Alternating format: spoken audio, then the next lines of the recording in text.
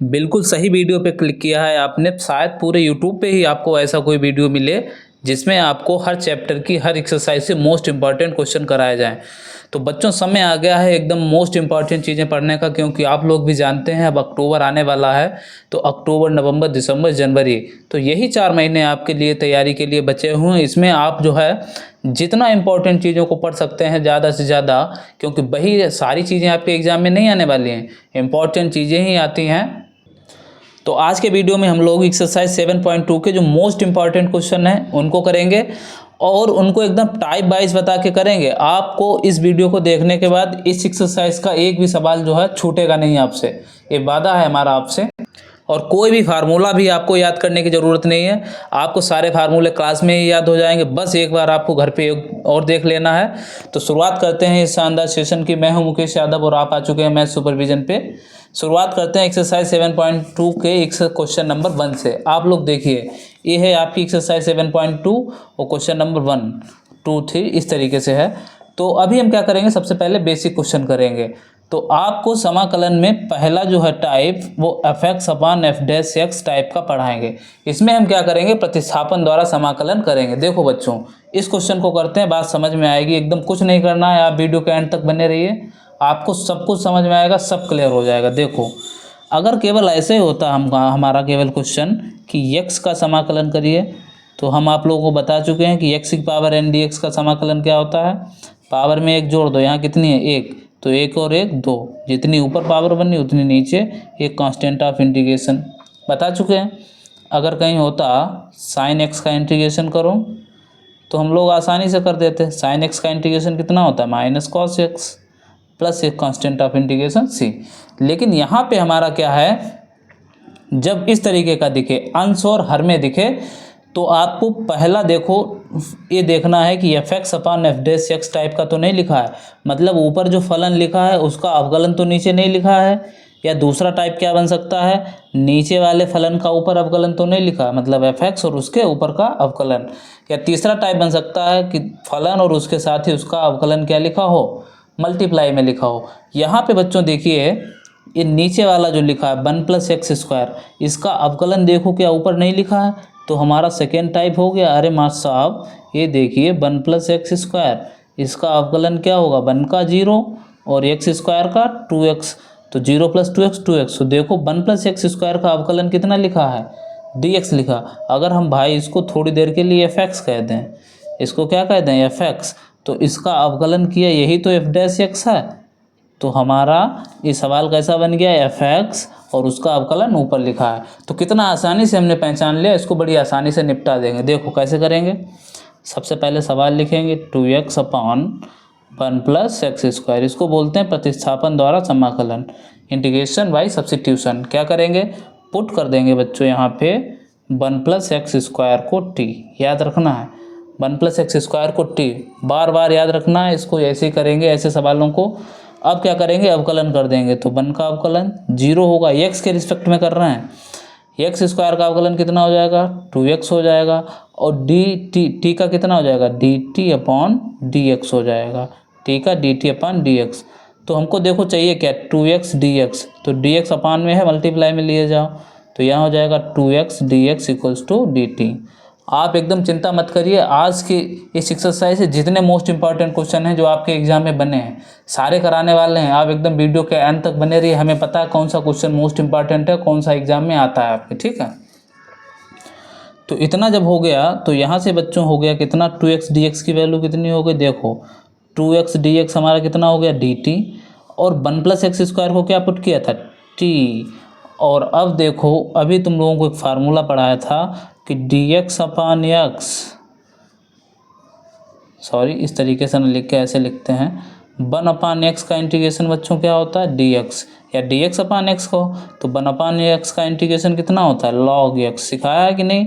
तो 1 अपान x का integration ऐसे 1 अपान t या dt अपान t का कितना हो जाएगा, log t हो जाएगा, प्लस एक कांस्टेंट ऑफ इंटीग्रेशन c जोड़ देंगे, यहाँ से कितना हो जाएगा, log t कितना बच्चों पुट किया था, 1 + x², और यही हमारा क्या हो जाएगा, आंसर। देखो चुटकियों में सवाल लग गया, ख़त्म हो गया। अब बात करते हैं क्वेश्चन नंबर 2 की, यहाँ से कर देते हैं क्वेश्चन नंबर 2। क्या है, देखो बच्चों log x इसका क्या है whole square upon x dx। जैसे समाकलन के सवाल को देखो क्या वो आंसर में है? हाँ बिल्कुल आंसर में है। क्या किसी का अवकलन ऊपर नीचे लिखा है? अरे log x का गुरुजी अवकलन लिखा हुआ है नीचे। log x का अवकलन कितना होता है 1/x। log x का अवकलन हम जानते हैं कितना होता है 1/x। और ये देखो कितना लिखा है अपान में ही तो लिखा है x। अरे काम बन गया। तो कौन सा है मतलब fx और उसका नीचे अवकलन, तो fx upon f dash x कौन सा टाइप बन गया? फर्स्ट टाइप बन गया हमारा fx upon f dash x। तो कर देंगे पुट कर देंगे यहाँ से भी fx log x को क्या पुट कर देंगे बच्चों t। ठीक है होल स्क्वायर से हमें नहीं मतलब, हम केवल log देखना है। log x को t पुट कर दिया, log x का अवकलन 1/x और t का कितना हो जाएगा dt अपॉन dx हो जाएगा। इट इम्प्लाइज दैट यहाँ से देखो हमको चाहिए क्या है dx अपॉन x, तो dx है इधर मल्टीप्लाई में लिख दो, तो dx बटे का x हो जाएगा और इधर क्या बचा dt। बस अब देखो यहाँ से कितना हो जाएगा बच्चों, ये हो जाएगा हमारा log x को क्या पुट किया है हमने t, तो t उसका होल स्क्वायर है तो होल स्क्वायर और dx अपॉन x कितना बन गया dt बन गया। अब तो बच्चों वाला सवाल बन चुका है। कैसे पढ़ चुके हैं हम लोग कि अगर क्या पढ़ा था फार्मूला पढ़ा था हम लोगों ने, कहीं x की पावर n dx हो तो क्या करते हैं पावर में एक जोड़ देते हैं और जो ऊपर लिखा है वही नीचे लिख देते हैं, एक कांस्टेंट ऑफ इंटीग्रेशन। तो यहाँ भी पावर में एक जोड़ दो तो t क्यूब हो जाएगा, जो ऊपर बना उसी को क्या लिख देंगे उसी को लिख देंगे नीचे एक कांस्टेंट ऑफ इंटीग्रेशन। और t हमने क्या माना था log x, तो ये हो जाएगा log x इसका whole cube upon 3 plus c। तो अभी तक हमने कौन कौन से टाइप सीख लिए, एक तो fx upon f dash x, दूसरा है अब हम सीखेंगे तीसरा वाला टाइप। अब इस क्वेश्चन में बच्चों देखो क्या लिखा हुआ है integration of sine x into sine of cos x into D x. अब यहाँ पे देखो दो फलन लिखे हुए, एक तो साइन x और एक ये साइन कॉस x। अब हमें इसमें देखना है जब दो फंक्शन है मल्टीप्लाई में है तो क्या ये वाला तो काम नहीं कर रहा है फार्मूला, तो कर रहा है एक का अवकलन लिखा होना चाहिए fx, उसका क्या होना चाहिए यहाँ पे देखो अवकलन या उसका अवकलन मतलब फंक्शन और उसका अवकलन साथ में लिखा हो। यहाँ पे देखो क्या ऐसा दिख रहा है सर, बिल्कुल दिख रहा है गुरुजी। cos x का अवकलन कितना होता है, cos x का अवकलन माइनस साइन x होता है, लेकिन साइन x तो है तो साइन x हमारा बन रहा है तो यहाँ से काम चल जाएगा। अच्छा क्या गुरुजी साइन x को नहीं पुट कर सकते हैं? हाँ साइन x को पुट कर दिए तो साइन x का क्या होता है cos x। अब cos x तो बच्चा तुम ढूंढ ही नहीं पाओगे क्योंकि cos यहाँ तो क्या है एंगल में है। अगर पूरा साइन ए ना होता ऐसे होता sine x into cos X, तब तो हम cos x कर लेते। बात समझ में आ रही है? तो यहाँ पे हम पुट कर देंगे क्या cos x को t पुट कर देंगे cos x बराबर t। cos x का अवकलन माइनस साइन x और हम डायरेक्ट लिख देंगे, चलो इधर लिख देते हैं t का कितना हो जाएगा dt ओवर dx हो जाएगा। यहाँ से क्या हो जाएगा sine x into cos x, क्योंकि हमको चाहिए क्या है sine x into D X. देखो ये हो जाएगा sine x into D X equals to minus का कितना हो जाएगा dt हो जाएगा। तो यहाँ से ये आ जाएगा साइन x डी एक्स तो माइनस dt हो गया, और ए वाला देखो साइन लिखा है तो साइन लिख दो।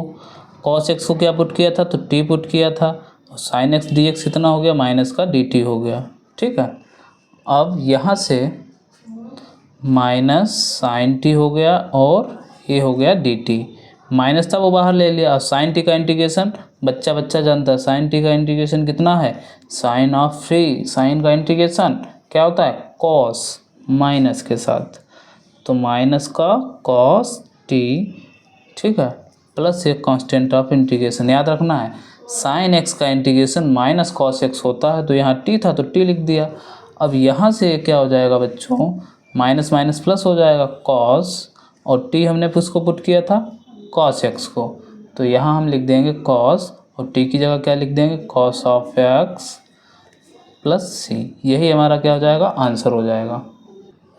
इसी पैटर्न पे एक और क्वेश्चन करते हैं। देखो इम्पोर्टेंट क्वेश्चन है आपके एग्जाम के लिए, इसी पैटर्न पे है। अब देखो 1 + 2x² इसका देखो अवकलन 2x² का जब हम अवकलन करेंगे इसका तो कितना आएगा, देखो 1 का कितना आएगा 0 आएगा, 2 तो ऐसे ही रहेगा, x² का 2x तो ये हो जाएगा 4x। तो हमें ओवरऑल x चाहिए है तो 4x dx इस तरीके से मिल जाएगा। मतलब इसका अवकलन बाहर लिखा हुआ है बच्चों है, तो इसी को हम क्या करेंगे पुट कर देंगे। तो यहाँ पे पुट कर देंगे 1 + 2x² को t, तो 1 का हो जाएगा 0, ये 2 × 2x हो जाएगा और इसका कितना हो जाएगा dt/dx हो जाएगा। अब हमको चाहिए क्या x dx, तो x ऐसे रहने दो, यहाँ से x ऐसे रहने दो, dx अपान में है मल्टीप्लाई में चला जाएगा = dt। अब ये देखो 2 दूना 4, ये अपान में आ जाएगा, ठीक है। अब यहाँ से हो जाएगा x dx कितना हो गया dt/4, ये है √ और इसको क्या पुट किया था t, और ये कितना हो गया dt/4 हो गया। यहाँ से बच्चों हम क्या करेंगे, इसको देखो 1/4 तो कांस्टेंट है बाहर लिख लेंगे, √t का मतलब कितना होता है t⁻1/2 और ये हो गया dt। 1/4 ऐसे रहने दो। अब क्या करेंगे पावर में 1 जोड़ देंगे, तो आधा में 1 और जोड़ दो कितना हो जाएगा 2.5, 2.5 का मतलब 3/2 और नीचे भी कितना हो जाएगा 3/2 plus constant of integration c। अब बटे का 2 ऊपर चला जाएगा तो 2 ये कितना हो जाएगा 4 × 3 हो जाएगा, और t की पावर कितनी हो जाएगी 3/2 प्लस ये कांस्टेंट ऑफ इंटीग्रेशन c। और t हमने किसको पुट किया था 1 + 2x² को, तो यहाँ से देखो 2 दूना 4 ये कैंसिल हो जाएगा, तो 2 दूना 4 और 2 तिया 6, ये हो गया 1/6, 1/6 हो गया, इंटू बच्चों क्या हो जाएगा इंटू t हमारा कितना है 1 + 2x² और इसकी पावर कितनी 3/2 प्लस कांस्टेंट ऑफ इंटीग्रेशन, यही हमारा क्या हो जाएगा आंसर हो जाएगा, ठीक है। शुरुआत करते हैं अगले इंपॉर्टेंट क्वेश्चन की। क्या कह रहा है dx/x × log x की पावर m। यहाँ पर भी देखो बच्चों log x का अवकलन 1/x दिख रहा है ना, तो इसी को क्या कर दो t पुट कर दो। जैसे ही log x को हम t पुट करेंगे तो log x का अवकलन 1/x हो जाएगा और t का dt/dx, और हमको चाहिए क्या dx/x, तो जो dx ऊपर था नीचे था उसकी मल्टीप्लाई हो जाएगी, तो dx/x इधर बचा dt, और dx/x हमारा बच्चों हो गया dt। log x को हमने t पुट किया था उसकी पावर m है तो m, अपान में पावर थी जब ऊपर जाएगी तो ये प्लस का m है माइनस का m हो जाएगा। ये रूल हम लोग जानते हैं कि अगर कहीं पे क्या लिखा है, यहाँ देख लेते हैं 1/a की पावर x है, तो अगर हम इसको ऊपर ले जाएंगे तो पावर क्या हो जाती है निगेटिव हो जाती है। तो यहाँ से हो गया अब x की पावर n dx वाला फार्मूला, पावर में 1 जोड़ देंगे, जो ऊपर है वही नीचे लिख देते हैं, plus constant of integration c, और t हमारा क्या था तो log x था, तो log x की पावर माइनस पहले 1 लिख लिया माइनस का m, यहाँ भी 1 - m plus constant of integration c। आशा इतना क्वेश्चन आपको समझ में आया होगा। अब बात करेंगे अगले इंपॉर्टेंट क्वेश्चन की। ये आपका बहुत ही मोस्ट इम्पॉर्टेंट क्वेश्चन है, क्वेश्चन नंबर 18। क्या कह रहा है integration of e⁻tan 1x / 1 + x²। अब तो बड़ा आसान हो गया हमारे लिए समझना, आंसर में है, आंसर में है। क्या किसी का अवकलन कहीं लिखा हुआ है, हमको दिख रहा है कि tan 1x का अवकलन नीचे लिखा हुआ है, क्योंकि tan 1x का अवकलन कितना होता है 1/1 + x², वही लिखा हुआ है। तो इसी को हम क्या करेंगे पुट कर देंगे tan 1x को बच्चों t पुट कर देंगे, ठीक है।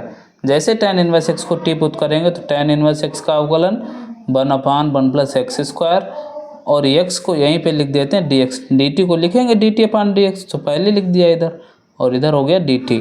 अब ये देखो बच्चों क्या हो गया dx/1 + x² कितना हो गया dt हो जाएगा। e⁻tan 1x को हमने पुट किया है t, तो ये तो हो गया t, और dx/1 + x² dt के बराबर हो गया, और e⁻x का इंटीग्रेशन e⁻x ही हुआ करता है plus constant of integration c, और ये कम से कम 5 नंबर में या 2 नंबर में आपके एग्ज़ाम में आता है, मोस्ट इम्पॉर्टेंट क्वेश्चन है, ठीक है। तो यहाँ से बच्चों क्या हो जाएगा t कितना है हमारा tan 1x है। तो देख रहे हो कितना इम्पोर्टेंट क्वेश्चन, और 2 ही लाइनों में लग गया हमारा, ये हो गया हमारा आंसर। बात करते हैं क्वेश्चन नंबर 19 की बच्चों। Integration of e⁻2x - 1 upon e⁻2x + 1। और इस पे मोस्ट इम्पॉर्टेंट का सिंबल लगा लो, ये आपके एग्ज़ाम के लिए बहुत इम्पॉर्टेंट है। ठीक है, किसी न किसी सेट में सवाल छपने वाला है। अवकलन में भी बहुत इम्पॉर्टेंट है और समाकलन में। अब देखो इसको करेंगे कैसे बच्चों। तो इसको सबसे पहले हम करने के लिए e⁻−x से ऊपर नीचे क्या कर देंगे, मल्टीप्लाई। तो ऊपर कर दिए हमने मल्टीप्लाई और नीचे भी कर देते हैं e⁻−x से मल्टीप्लाई।